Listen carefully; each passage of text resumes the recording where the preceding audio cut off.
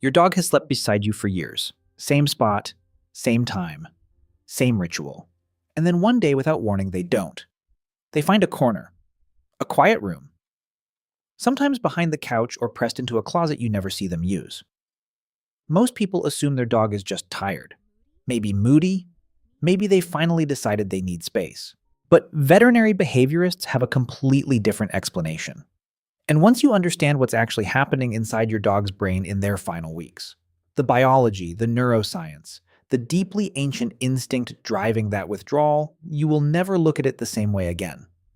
Let's start with what almost every owner gets wrong. When a dog begins to pull away, the instinct is to follow them, to bring them back to the bed, to sit beside them on the floor, to interpret the distance as rejection or worse as a sign that the relationship changed. It didn't. What you're witnessing is one of the most primal survival behaviors encoded into the mammalian brain, and it has nothing to do with you. In the wild, a sick or dying animal that stays in the open is a target.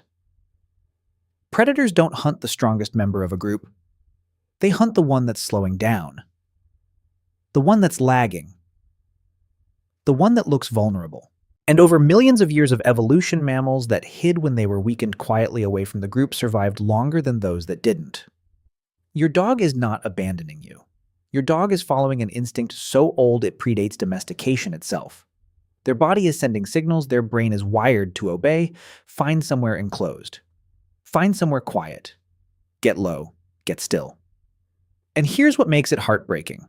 Research on canine end-of-life behavior published in the Journal of Veterinary Internal Medicine found that social withdrawal is one of the most consistent behavioral changes observed in dogs during the final stages of illness, appearing in the majority of cases across breeds, across ages, across conditions.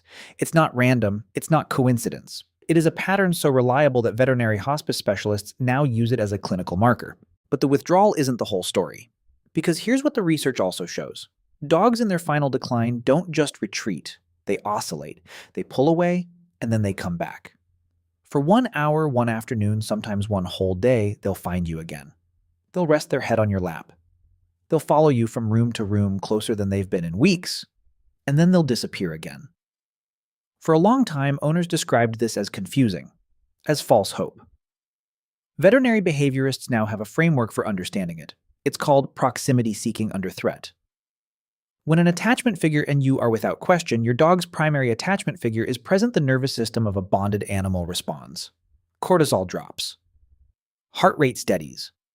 The brain's threat response system quiets even briefly.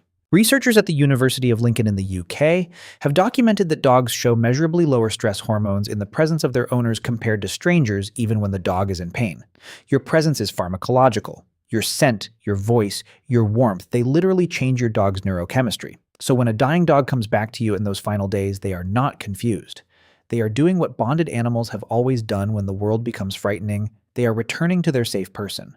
And when the instinct to hide becomes stronger than the pull toward you, they retreat again. Not because they love you less, because the biological pressure is stronger than the emotional one. This is the part no one talks about. And it matters. There's a concept in veterinary neurology called the pain withdrawal reflex.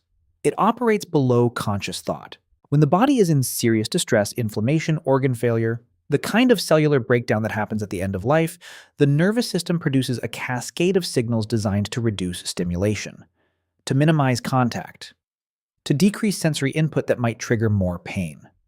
This is why your dog may flinch when you reach for them, why they turn away from food you hand deliver, why they close their eyes when you stroke them, not from pleasure, but from something that looks almost like effort. They are not withdrawing from you. Their nervous system is doing everything it can to manage a body that has stopped working correctly. Dr. Alice Villalobos, a pioneer in veterinary oncology and palliative care, has spent decades developing quality-of-life frameworks for dogs in terminal decline. Her research underscores something that owners consistently misread: behavioral withdrawal almost always precedes physical collapse by days, sometimes weeks. The dog who isolates on a Tuesday may show no visible symptoms until Friday. The behavioral signal comes first, the body follows, which means the withdrawal is a message, not a rejection, a message. Now here's the part of the science that is genuinely, almost unbearably beautiful. Studies on animal cognition and self-awareness, including work at Barnard College by Dr. Alexander Horowitz, one of the world's leading dog cognition researchers, have established that dogs have a sophisticated sense of self and other.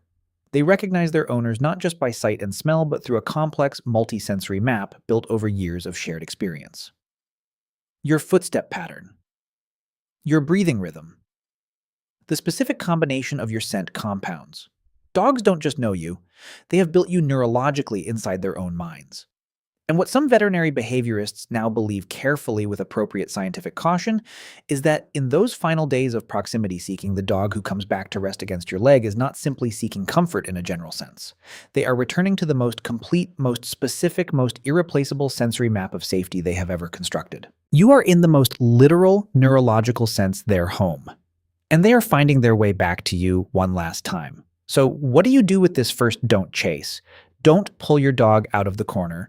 Don't force them onto the bed or into the light because it makes you feel better to have them close. The instinct to hide is protective, and fighting it creates stress in an animal that is already using every resource it has just to be present. Let them have the quiet corner. Put a soft blanket there. Sit on the floor nearby if you want. Let them feel you without requiring anything of them. Second, pay attention to the returns. When they come to you, and they will, that is not a coincidence or a random moment. Receive it. Don't panic. Don't overflow. Just be still. Let them press against you. Let them stay as long as they want to. Your calm is the most powerful thing you can give them. Your nervous system regulated and quiet will regulate theirs. Third, watch for the signs before the signs. Social withdrawal, decreased appetite, seeking cool flat surfaces, slowed breathing at rest, disorientation in familiar spaces. These behaviors can precede obvious physical symptoms by days. If you see them clustering together, contact your vet. Not to fix what cannot be fixed, but so that your dog does not spend those final days in pain that could be managed. Because here is what 15 years of research in veterinary palliative care has shown: over and over, dogs do not die the way we fear they do, suddenly, alone, confused. When the environment is calm, and the owner is present and the pain is managed, dogs in their final hours often become remarkably still. Not distressed, not frantic, still. Researchers and hospice veterinarians describe something they call the settling response, a state of decreased arousal, lowered heart rate, and behavioral quieting that seems to represent not suffering but a kind of profound physiological and neurological rest. The systems that have been working so hard finally stop fighting, and what's left in many cases is something that looks less like fear and more like peace. Your dog spent their whole life reading you, learning the exact pitch of your voice that meant safety, the specific weight of your hand that meant comfort, the sound of your presence in a room that meant all is well. They are not hiding from you in those final days. They are carrying you with them, encoded in every neural pathway their brain ever built. And when they find their way back to you one more time and rest their head in your lap with the kind of weight that means trust that isn't goodbye. That is the most honest thing they have ever said to you. I know where I'm safe. I always knew. If this changed how you see your dog, subscribe and tell me in the comments, has your dog ever gone through this? What did you wish you'd known? And if you want to understand what your dog is actually doing when they sigh deeply beside you, the neuroscience behind that sound is something most owners have never heard explained. That's the next video.